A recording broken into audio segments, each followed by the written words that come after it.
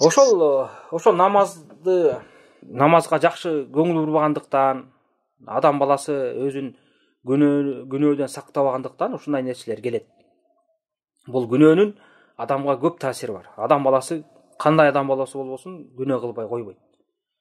Эгерде ошол күнөөсүнөн адам баласы тооба кылып, кечирим сурап, жакшы иш кылган болсо, ошол күнөөнүн таасири жок болот же азаят.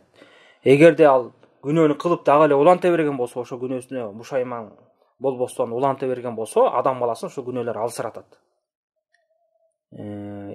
Жалкоо кылат. Ибадатка да көңүл келбей, жүрөгү кысылат, кайгыланат, капаланат. Ошондуктан адам баласы дайыма Аллах субхана таалаган байланышты болуш керек. Ибадаттарын убагында аткарыш керек. Алла тааланы көп эстеп зикир кылыш керек. Истигфар кылыш керек, кечирим сурап, астагфируллах, зикирлер болсо субханаллах, вальхамдулиллах, ва ла иляха иллаллах, аллаху акбар, ошого окшогон зикирлерди айтып, жана ошол эле убакытта жаман ар кандай күнөө иштерден алыс болушубуз керек. Мына азыркы заманда ар бир адамдын колунда телефон бар. Бул өтө коркунучтуу.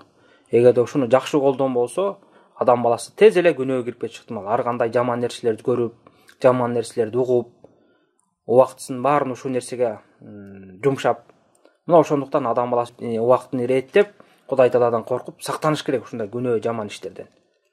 Анан ошондо адам баласында жеңилдик пайда болот. Ибадатты жеңил аткарат. Кудай Таалага дуа кылыш керек. Пайгамбар үйрөткөн дуа бар. Алла Таалага жалдырап дуа кылыш керек. Алла Таала мени алсыздыктан, жалкоолуктан сакта деген дуа бар. Ошону окуш керек. Такай окуп, Алла Таалага жалдарыш керек. Анан ошентип өзү аракет кылмайынча адам баласына эч бир нерсе жардам бербейт. Биз канчалык Алла Таалага умтулган болсок, Алла Таала ошончолук ийгилик берет. Эгерде биз артка кетенчиктей берген болсок, күнөө иш кылып, анда шайтан мойнубузга огошуп битер менен дагы алсырата берет. Ошондуктан адам баласы күнөө иш кылар замат аркасынан тоо кылып, кечирим сурап, жакшы иш кылганга аракет кылыш керек. Мына ошентип адам баласы жакшылык жамандык ортосунда күрөшүп, анан алдыга жыла берет. Анан Аллах Таала ошол адамдын ниетине жараша, умтулганына жараша ийгилик берип, анан ушул жакшы нерселерди уланта берген болсо, иншалла бир убакыт келет, ошол адам баласы күнөөлөрдөн оңой кутулган жолун табат. Алла Таалага ибадат кылганда, намаз окуганда ырахат ала баштайт. Мурун жалкоолонуп, эрине баштаган болсо, кийин ошо ибадат кылсам экен, Алла Таалага жакындасам экен деп жүрөктөрү жеңилдеп, ошо ибадаттар өзү издей баштайт.